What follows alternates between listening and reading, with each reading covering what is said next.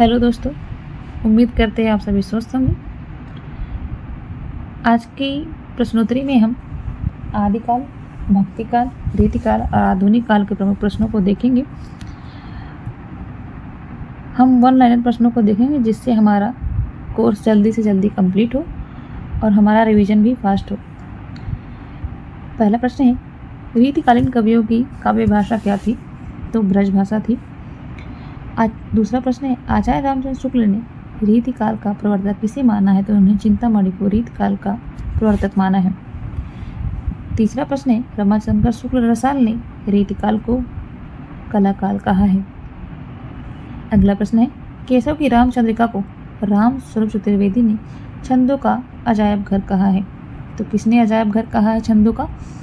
तो राम स्वरूप चतुर्वेदी जी ने रामचंद्रिका को छंदों का अजायब घर कहा है। शतरंज शतका किसकी रचना है? तो ये भिखारी दास की रचना है।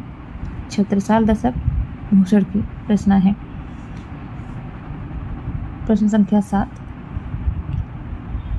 नए नए नचाए कहो मुस्काए लला फिर अयो खेलन होरी काव्य पंक्ति किसकी है? तो ये काव्य पंक्तियां पद्माकर जी की हैं। प्रश्न संख्या 8, अमीय हलाहल मत भरे श्वेत शाम रतन उपयुक्त काव्य पंक्तियां किसकी हैं? तो ये पंक्तियां रसलीन जी की हैं। प्रश्न संख्या 9, सुजान शब्द का प्रयोग घनानंद की कविता में प्रयुक्त हुआ है। अगला प्रश्न है, कविता रत्नाकर सेनापति की रचना है और काव्य रसायन देव की रचना है। नामवर सिंह ने कहा, मुक्तिबोध का संसार कुल मिलाकर निषेध का निषेध है। श्रीकांत वर्मा ने कहा, मुक्तिबोध की कविता ने संगीत के मूल्यों का संहार किया है। अगला प्रश्न है, सिरफिरे का गीत मुक्तिबोध का आत्मनिरीक्षण का गीत है। प्रश्न संख्या 14, नामवर सिंह ने कहा, यह तथ्य अनदेखा नहीं किया जा सकता है कि कविता के नए प्रतिमान के केंद्र में मुक्तिबोध है। प्रश्न संख्या 15, रामविलास शर्मा ने कहा, मुक्तिबोध के काव्य में अस्तित्व का लघु मानव भी है और रहस्यवाद का विराट पुरुष भी है। अगला प्रश्न है, राम स्वरूप चतुर्वेदी ने कहा, मुक्तिबोध का काव्य संकलन चाँद का मुँह टेढ़ा है, एक बड़े कलाकार की स्केच बुक लगता है। अगला प्रश्न है, प्रश्न संख्या 17, श्रीकांत वर्मा ने कहा, किसी और कवि की कविताएं उसका इतिहास ना हो, मुक्तिबोध की कविताएं अवश्य उनका इतिहास है। वहीं निर्मल वर्मा जी ने कहा, मुक्तिबोध की भाषा अनगढ़ तेजोदीप्त है। नगेंद्र ने कहा है, बात के जीवन की बहुविध छवि को लेकर विकसित होने वाली नई कविता के अग्रज कवि सच्चे अर्थों में मुक्तिबोध हैं।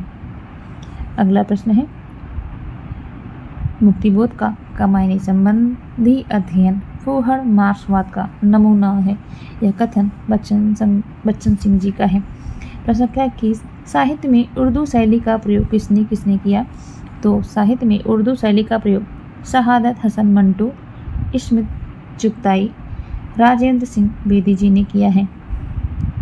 आगे, साहित्य में उच्च हिंदी शैली का प्रयोग किसने नहीं किया? तो दुष्यंत कुमार ने उच्च हिंदी शैली का प्रयोग नहीं किया है। अगला प्रश्न है, साहित्य की संपर्क भाषा न संस्कृत निष्ठ हिंदी होनी चाहिए न फारसी निष्ठ उर्दू, बल्कि यह हिंदुस्तानी भाषा होनी चाहिए। यह कथन किसका है? तो यह कथन लॉर्ड मैकाले का है। अगला प्रश्न है, हिंदी को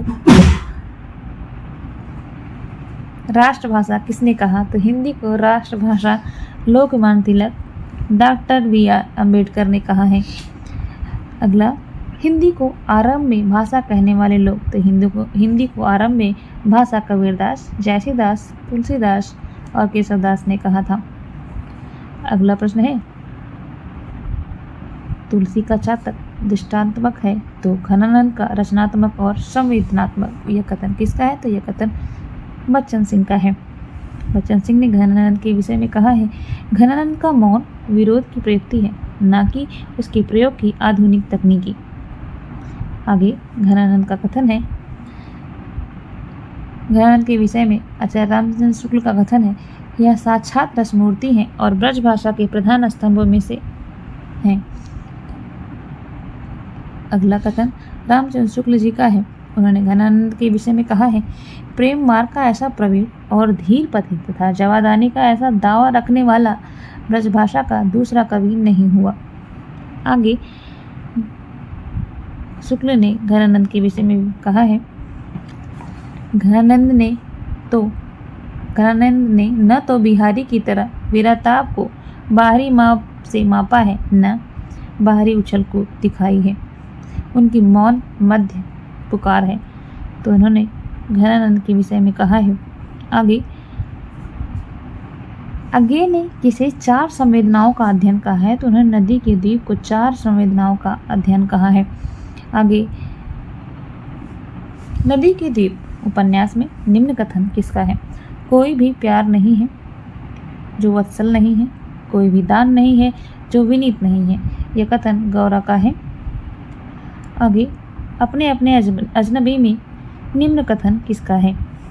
न तो मनुष्य अपने हिसाब से जीवन चुन सकता है, न ही मृत्यु, वह बस अपने किए पर जुगाली भर सकता है। यह कथन सेल्मा का है और सेल्मा अपने अपने अजनबी की एक पात्रा है।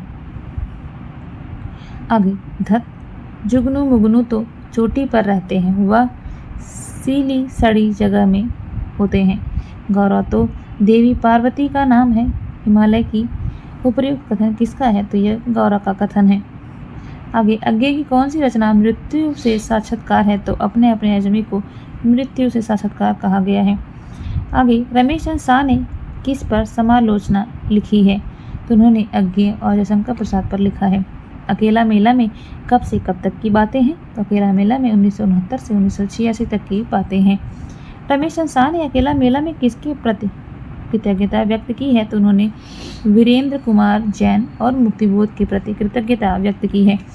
रमेश चंद्र शाह के अनुसार इनकी डायरी विधा किस पत्रिका में छपी? तो इनकी डायरी विधा नवीन पत्रिका में छपी थी। आगे हिंद स्वराज पुस्तक को किसने भारतीय स्वतंत्रता संग्राम का मैनिफेस्टो कहा है? तो विद्यानिवास मिश्र जी ने कहा है। आगे अकेला मेला में किसकी कविताओं का जिक्र हुआ है? तो अज्ञे की कविताओं का जिक्र किया गया है। अकेला मेला में कुल कितने पत्रों का संकलन है? तो अकेला मेला में कुल 121 पत्रों का संकलन है।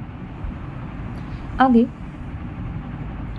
रमेश चंद्र शाह के स्मरण या डायरी विधा की मांग किस संपादक ने की थी? तो नवनीत पत्रिका के संपादक ने इसकी मांग की थी। अकेला मेला का कुछ अंश सर्वप्रथम किस पत्रिका में छपा? तो नवनीत पत्रिका में छपा था। अकेला मेला के अनुसार कथन किसका है? दुखदग्ध जगत और आनंदपूर्ण स्वर्ग दोनों के एकीकरण का यत्न ही साहित्य है। यह कथन जयशंकर प्रसाद का है। आगे राजबली पांडे ने ब्राह्मी का विकास सिंधु लिपि से माना है। तो राजबली पांडे ने सिंधु का विकास किस लिपि से माना है? तो उन्होंने सिंधु लिपि से माना है। आर श्याम शास्त्री ने ब्राह्मी का विकास सांकेतिक चिन्हों से माना है। आगे देवनागरी में आ ध्वनि अंग्रेजी से लिया गया है। आगे देवनागरी में सुधारों का आरंभिक प्रयास बाल गंगाधर तिलक ने किया। आगे हरिजन सेवक पत्रिका में 12 खड़ी का प्रयोग होता था। प्रश्न संख्या 51 हिंदी भाषा देवनागरी लिपि में लिखी जाती है। ध्वनि के अनुरूप संकेतों की दृष्टि से देवनागरी सर्वश्रेष्ठ लिपि है। स्वरों के लघु और दीर्घ भेद जैसी वैज्ञानिकता अन्य में नहीं है। देवनागरी में सभी भारतीय भाषाओं को व्यक्त करने की क्षमता है। इसमें जो पढ़ा जाता है वही लिखा जाता है। सावरकर बंधुओं ने अ के स्थान पर सभी स्वरों को लेखन का सुझाव दिया। सावरकर बंधुओं द्वारा तैयार 12 खड़ी वर्धा में अपनाई जाती थी।